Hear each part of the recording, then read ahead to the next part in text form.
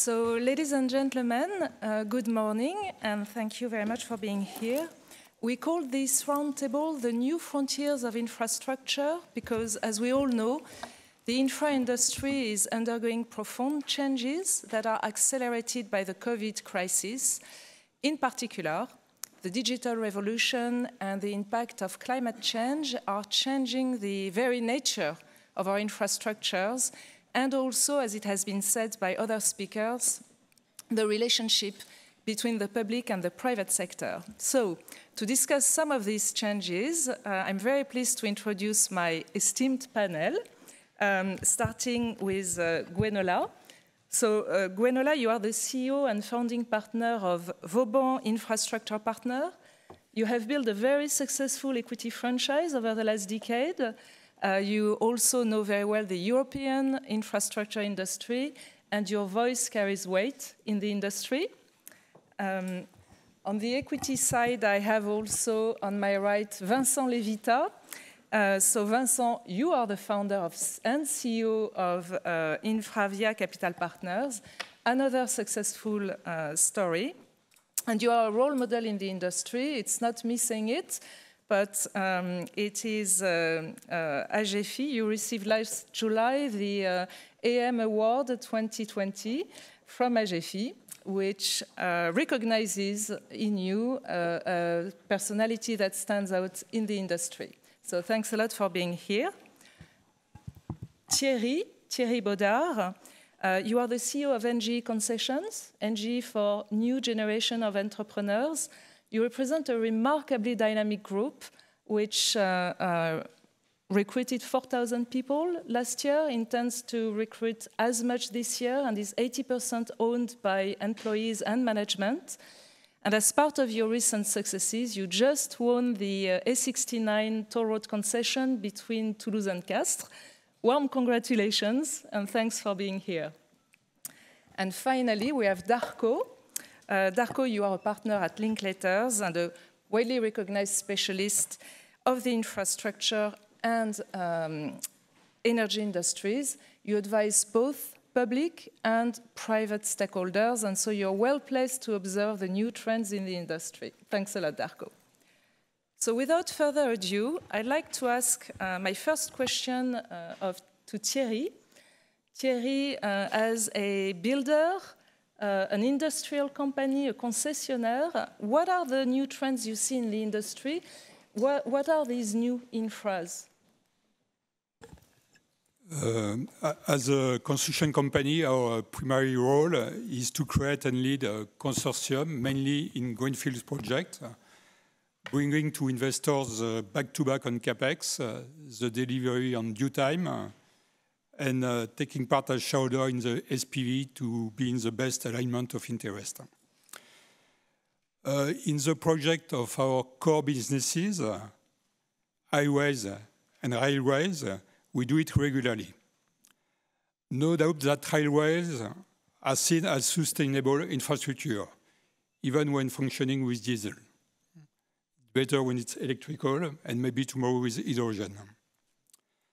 In the case of highways, even when new, they are considered as infrastructure of the ancient world. But is that still true when you deploy free flow tolling? Is that true when you expect that most of the traffic of the next 50 years will be with electrical vehicles?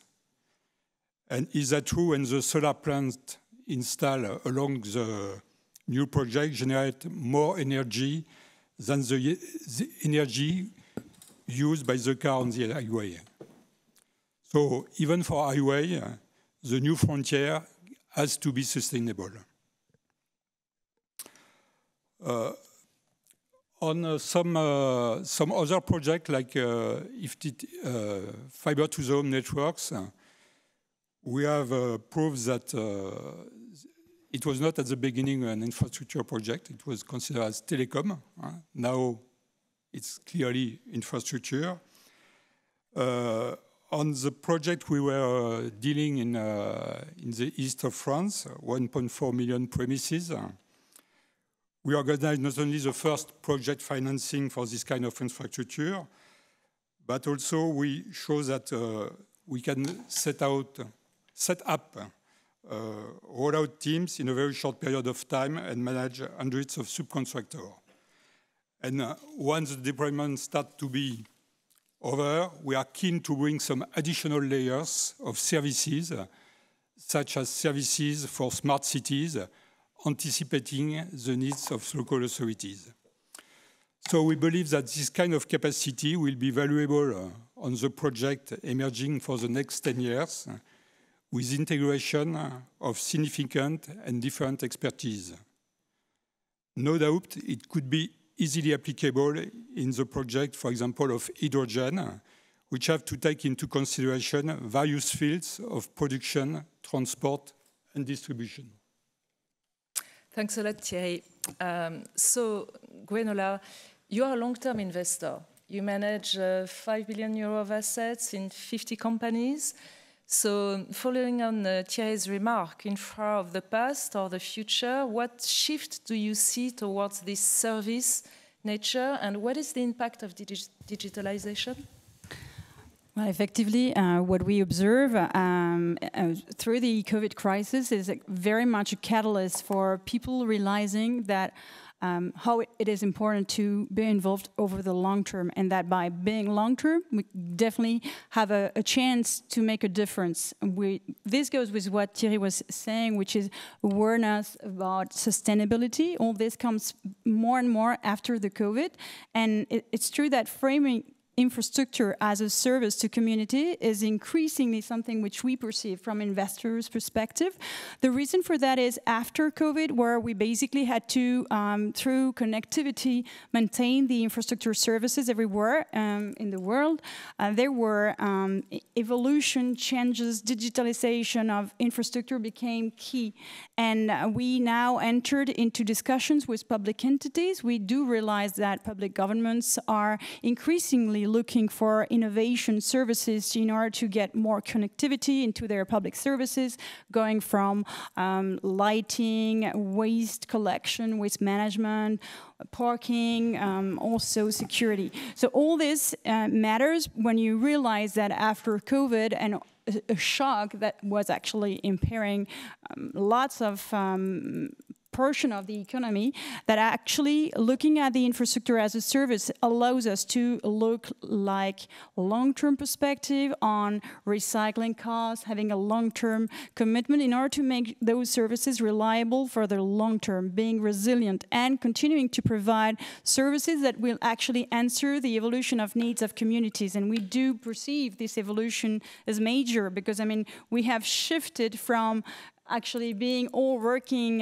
from the office to all working remotely. And that was a shift in 18 months. So we have to adapt, and that's definitely the way we want to adapt, is really meeting these needs of services being really what will matter, I mean, for infrastructure in the future, to be resiliently procuring the services they are supposed to procure.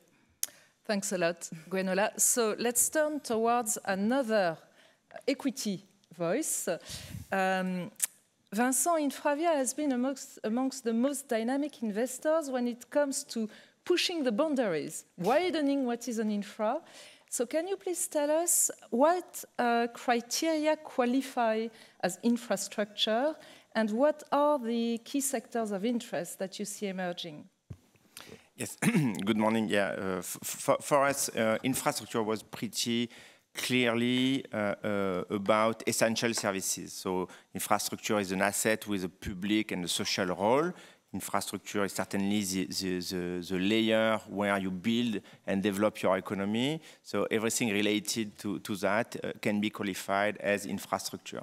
As a matter of fact, transportation and energy was always considered as infrastructure, traditional infrastructure, core infrastructure.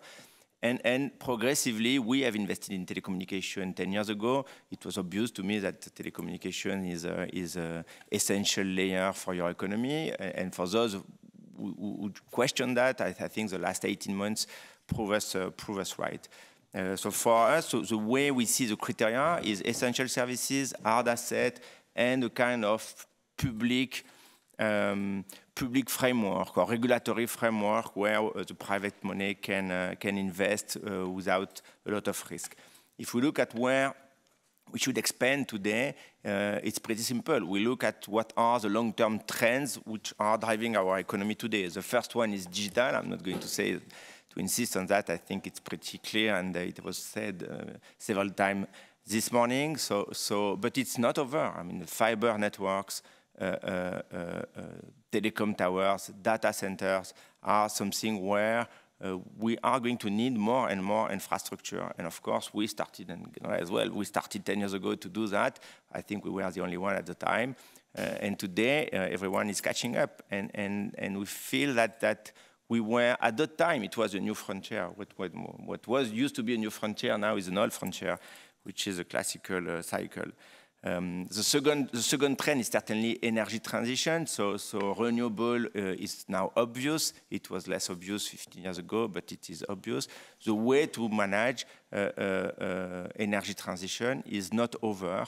We are hearing about recycling, circular economy. I mean, it is not be structured as an infrastructure game. I think the public authorities should look at it to see how they can organize this sector to attract infrastructure investors in terms of regulatory framework or even in terms of development.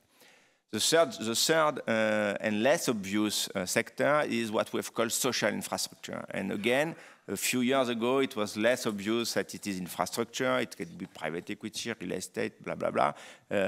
Certainly new frontiers. I think after 2 years of COVID, no one could question that education is healthcare, is infrastructure, and no one can question that if you are weak on these public services, then you put your economy and your society at risk. So we have invested in childcare, for example, very recently. Childcare is an essential services. It was completely underserved by the public facilities, the public infrastructure. So progressively, the public authorities, they have opened the field with a new regulatory framework for private sector to fill the gap.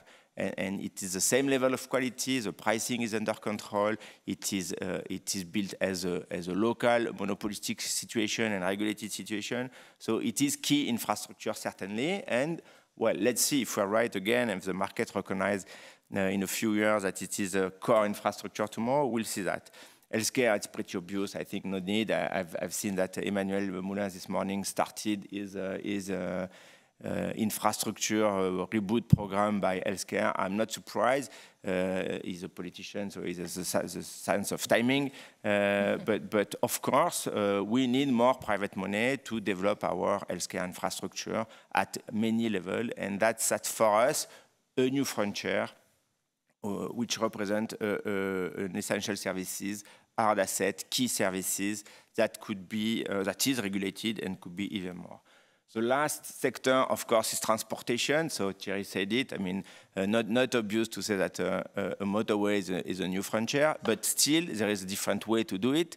I agree with him. Now, the good proof is we don't call that transportation anymore. We call that mobility. So mobility means it's a new thing. Certainly urban mobility and possibly tomorrow smart city, which for me is still a concept, but is coming. That is a space where we need to reconsider the way we operate. So for me, there is plenty of opportunities in our sectors. The world is changing. It's not changing every day because it's infrastructure, but it is changing, and that's a huge potential for all of us. Thanks a lot, Thierry. No, moi c'est Vincent. Pardon, Vincent. He quoted him. Pardon, Vincent. We know each other for 15 years, so that's not a problem. Okay. Darko. So we find, of course, the theme we know about infrastructure, essential service. There are some new emphasis on resilience and sustainability. We know where that comes from. You advise private stakeholders, a few public ones as well. You understand their respective constraints. Is there a type of infrastructure in your mind that appears today to develop as a game changer? And what are your comments overall on what you have heard so far? Sure, thank you very much. Good morning, actually, everyone. Well, listen, what I would say is that when we joined the Paris Infra Week adventure, that was in 2018, we organized our first session at our premises, and which was actually entitled The Modern Times of Infrastructures. And at that time, so 3 years ago, we already, let's say, identified a couple of changes that impacted the world of infrastructures. The level of state debt, the level of liquidity on the market definitely pushed the brownfield and yellowfield world to take it over the greenfield world. Then new actors came to the state of play with the number of institutional investors funding projects. New infras with investors investing in smart metering, biomass, waste to power, fiber to home, hydrogen, data centers, EV charging, and so on. And finally, a great internalization of investments as well as clear private sector initiatives. So today, I think that the COVID acted as definitely as an accelerator of financing of certain assets that was perhaps looked differently by financiers before COVID, especially, I would say, the EV charging sector and the hydrogen sector. And we now know that in the recovery plan that has been put together by the European states and UK and other states across the world, we know that hydrogen is definitely going to be probably one of the key drivers for the change and the energy transition going forward. Thanks a lot, Darko. From what we have heard, there are two other themes that have been mentioned, and they are around the predominance of brownfield versus greenfield, the need to adapt our existing infrastructures, and the role of the state. There is no doubt that governments have done what they had to do to support economies during the crisis. One question is, what's next, and what are they doing, what should they do to help the development of sustainable infrastructures? So I'm going to just ask my panelists to react as they want on those two themes. Going back to you, Thierry, for your comments. As a construction company, we want to see brownfield project clearly as a new frontier for us. In the next 10 years, it's obvious that a lot of projects of renovation, reshaping of or extension of existing infrastructure assets will appear. It's very important that the public sector accept to accelerate maybe this process via retendering of contract, of concession, which sometimes are on very long time and with prolongation. And it's clear that this need of new investment in a sustainable project is a synonym for us of retendering of some contracts. For this project, we will upgrade the environmental level of infrastructure, and the commitment for CapEx will be of key importance for the investors. So there is an important place for industrial company like we are to take a role as an industrial partner at both levels, construction and concession. And a very good example that we are working on now in France, for example, is starting renovation of secondary railways initiated by some regions in France. It's not the only example, but there are. It means that it's a growing market. Thanks a lot, Thierry. Granular regulation is key in the development of certain of our infrastructures, and you know very well an industry which is where this theme is topical, which is the telecoms industry. Yes, indeed, and no harm, Vincent. I was before on the digital infrastructure, but I'm just kidding. He came just after. You'll have your turn. No, to be frank, we started digital investment back in 2009, effectively. So even before the Plan France Très Haut Débit, And it's true that digital infrastructure, telecom investment is really something which is keeping us all super busy at the scale of Europe. But interestingly enough, it's true that France has been quite doing a great job from that perspective, having the Plan France Très Haut Débit, which has effectively kept us super busy doing greenfield investment at a time where the rest of the market was more effectively busy doing brownfield infrastructure investment, because what we were lacking after the global financial crisis back 2008 was really major programs of investment. France kept super busy doing major programs. There was a time when we did Bala, when we did the stadiums, the universities programs, where basically other countries in Europe were not that busy. And then the digital perspective, having the Plan France Très Haut Débit, was making a lot of sense. It was really challenging, getting all the collectivity being involved at the scale of being effectively procurer of programs of projects under concession scheme, which was key for investors to be involved, because the only way we got attracted initially and able to do transaction in digital was because it was framed under a framework legally supportive. We had subsidies in order to actually roll over fiber in rural areas. And we had the benefit of the concession, which is protecting you from effectively having a competitive infrastructure coming in. So that was, I mean, there were the key parameters for an investor to be actually comfortable investing initially in these projects.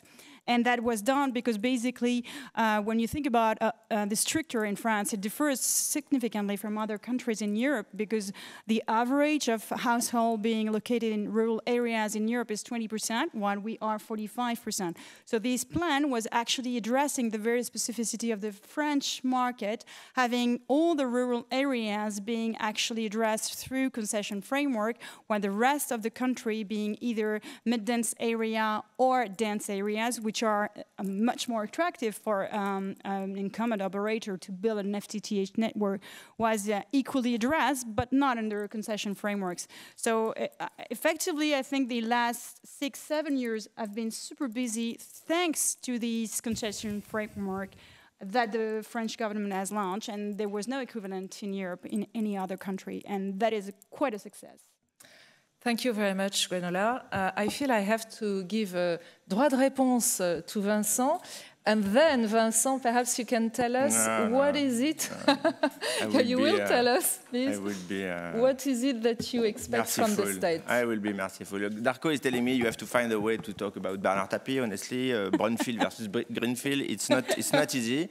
It's not easy. We have built the wonderful stadium of Vélodrome of Marseille a few years ago, and that at the time Bernard Tapie was not there anymore. Gwenola was around, benefiting from our work and doing nothing. And now he left, and I'm still on it. But ça c'est fait. Going back to the role of state. Sorry. Now, the role of state is, of course, extremely key. We all represent the private sector in infrastructure, but the role of the public level is key. And it should be considered the role of regulator and strategist and regulator. And we need that. First, they define the public policies. I mean, if we've got a renewable plan, it's because they've decided a plan a few years ago. If we've got a broadband plan in France, probably way above the rest of our other European countries, it's because they have decided that 15 years ago. So I would like them to think about what could they do on healthcare, what could they do on education, what could they do on a circular economy, and that would be we need a public policy. The second point, they need to organize the regulatory framework where public and private can cooperate. And let me tell you, when they do that, it works. I mean, on renewable, it worked. On broadband network, it worked. So of course, and back in the time, TGV and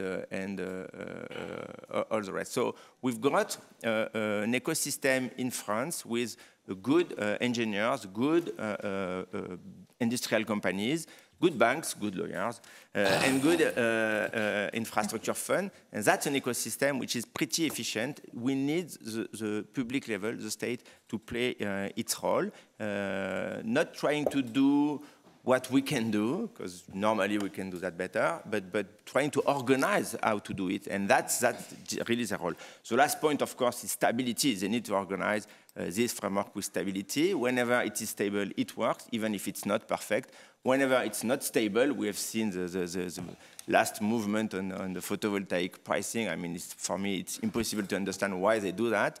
Whenever it's not stable, it creates discrepancies, and it creates a lot of roadblocks to prevent this development. So for me, this role is key. Most of it, they've done it very well. So and we should encourage them to address the new frontiers as well, because we need them as well. Thank you very much, Vincent. I couldn't agree more with you that, win-win alliances between the private sector and public sector is the key to success. Darko, I know you feel quite passionate about the role of the state, so... Well, listen, first of all, thank you, Vincent, for mentioning Bernard Tapie. To be honest, I mean, whatever we think about the person, he's done great thing for the sport in France, so those for him. Anyway, listen, I think that we can't oppose private sector and public sector. Both have to work hand in hand. I mean, during the past few years, we at Linklaters have been involved in a number of projects which were led by a pure private sector initiative. For instance, in the EV charging sector, where basically there was no involvement from any state whatsoever. However, when you come to the basics, which are regulation, stability, subsidies, and initiatives, you need to have the state present and providing guidelines as to the future of the market and the society that we want to live in. And I think that COVID definitely acted here again as an accelerator. And if we look at the recovery plan, which despite the level of the indebtedness of various states, will consist in injecting money, investing money, public subsidies in new sectors like hydrogen, for example, this is going to be definitely a game changer. And I think that if we have a clear ambition about, let's say, hydrogen, for example, and we want to produce it not only to change or decarbonize the local industries, but we want to make it something bigger that will also, let's say, bring work for renovation or reconditioning of infrastructures like ports, roads, etc. And this is key. Thanks a lot. Thanks, Darko. We have around 10 minutes left, and the theme of our roundtable was not net zero. This will be addressed later. Nevertheless, perhaps I wanted to end with a last question to our panelists, starting with you, Thierry. Investors only want to invest in sustainable infrastructures today. Sometimes it is at the expense of transition. What do you see coming from public authorities in terms of requirements, and how is this sustainability issue guiding your action? You've already alluded to it, but can you tell us a bit more? Oh, and one last question, sorry, if I may, for you. You have two equity investors around the table. What do you want to tell them? What do you need? Equity investors are my partners, huh? So I'm leading the project with them, and we are always aligned. No, what we can maybe see as a threat on some project is the fact that this sustainability criteria are seen maybe in a very systematic understanding. I mean that, as I was explaining, you have some projects who are for the future, which are for the future, which will be sustainable, which are useful for people, for territories, and if they are not in the right place in the taxonomy of whatever fund, you cannot find the money. So this would be, in a way, maybe a stupid issue, because if politicians have decided to do this project, if the public authorities have decided to do this project, if it is authorized by a déclaration d'utilité publique, but after a public debate, so why not to find money for that? So I think this is really something which has to be thought now, to open and to make that this sustainability criteria will not close the game, but on the contrary, to open the game. Thanks a lot, Thierry. Gwenola, we've heard you. You feel obviously very strongly about sustainability. Later today, we will remit a trophy to a young professional in infrastructure, in fact, several of them. And for all of them, it was also clear the theme was important. What would you tell what do you tell these young professionals who want to follow your path? And I have the same for Vincent, just after. So you mean regarding sustainability, yes. or just okay? Oh, well, or in general, but okay. So regarding sustainability, I totally agree with Thierry. I mean, it really is impressive how things are evolving super fast. I mean, we have this new regulation, SFDR, is coming for us investors, having shifted allocations from investors, deciding now to channel their investment really only on sustainability strategies, which effectively is going to affect some opportunities which are not fitting with the definition of the taxonomy, which by some point has some advantage because it creates a proper framework to actually report, understand, and have the same dialogue on what are we talking about, and the whole rationale behind it is also to avoid greenwashing, which is also something which matters because, I mean, we want to channel investment in appropriate projects. The negative is by creating this framework, it's too rigid, and there are lots of projects which are falling into the transition definition, which are actually effectively necessary for us to go to an energy which is definitely not perfect now, but which will be improving in the future. Other technologies not yet decided, as we have seen that recent analysis says that 50% of the technology for renewable energy in the future and are not yet completely tested and not already even created. So we need to adapt, and I agree with Thierry, the definition of the taxonomy has to take into consideration all these transition enablers of actually going into a trajectory of a 1.5 degree scenario. In terms of my advice for the new generations, I think, in fact, they don't need my advice, because the more we interview people, the more we are actually impressed to see that these new people coming in now into the market of work, they are already so much involved in those parameters, and we are the old generation, which we have lived in a world where energy was easy to get, and there was no much concern about sustainability. It has all shifted very fast in the last, I would say, 10 years. COVID has accelerated this awareness, but there are definitely those showing us how important it is, and they are much more long-term thinking than we used to be at their age. So I think lessons come from them rather than from us. Thanks, Gwenola. Vincent?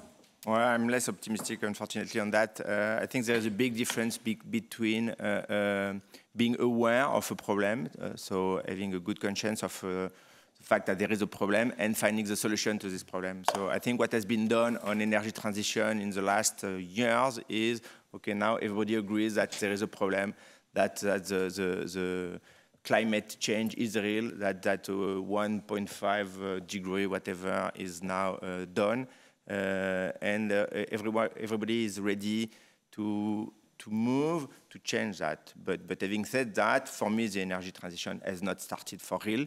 What has been done so far was critical and was compulsory. So now everybody is there. And if we talk about the young generation, all of them, they want to do better, but they don't know how to do better. If you think that hydrogen is going to solve the issue, it's because you have not looked at the math. It has to come from different topics, energy efficiency, new way of producing, new way of organizing logistics. Technology should play a role. What is really exciting in our sector is we used to have transportation, digital, energy, and social. All of that is converging now thanks to technology. So you have digital issues in mobility. You have certainly digital issues in energy. You've got energy issues in mobility. So the convergence of these sectors is really fascinating. I'm not sure that we have changed the curve in terms of climate so far, but at least everybody agrees that we should look at it seriously. The taxonomy can help. Let's see. Hopefully it will not become a pure technocratic framework. It can change the mindset of everyone, actually. And what is certainly true is the finance has a role to play, deciding what to finance, what we cannot finance anymore. So we've got a role to play, but it's not enough. I mean, the industrial players have to play their role. Again, public level has to play the role. And certainly everyone has to do it as well. For the time being, the recipe is not clear. And I'm less optimistic than my colleagues on that. Even if I can recognize that the mindset has completely changed. So that's probably a good first step. Thanks a lot, Vincent. I agree with you on the fact that it's really an entire ecosystem we have to look at today, and we can do this thanks to the technology. It's clear also that the urge to invest in sustainable assets is largely driven by regulation. Here we find again the key role of governments and regulators. Darko, if you want to wrap up this session and the last comments, what would you actually, wrapping up the session is going to be difficult, but I think that I agree. I agree with Vincent. I'm less optimistic than all the others. I think that we do have to do things to improve the world we're living in. That's normal. Nobody actually has a magic stick to see let's say, identify what is going to happen in 10 years, 20 years, or 30 years from now. Whether or not hydrogen or EV charging batteries are going to be the fuel of the future, nobody knows. And perhaps there will be other technologies. And when you talk about sustainability, anytime you face a project in a country which is an emerging market country, sustainability is probably the less important criteria that they have, because they lack infrastructures, so they want to build infrastructures. And so sustainability is basically an issue for them because it raises the cost of the infrastructure that is to be built. So I think that we don't have yet a clear global guideline as to what type of infrastructures we're going to invest in and what type of infrastructures we're going to develop on a global basis. Thank you very much. It is soon the end of our session. So I think what we've heard today is that an infrastructure has to remain an essential service. And in today's world, resilience and sustainability are key. And if we don't have all the answers, I fully agree with my esteemed panelists. At least you have around this table people who believe that working together will bring us solutions. So they are available if you want to discuss further. And a big thank you to all of you for this chat.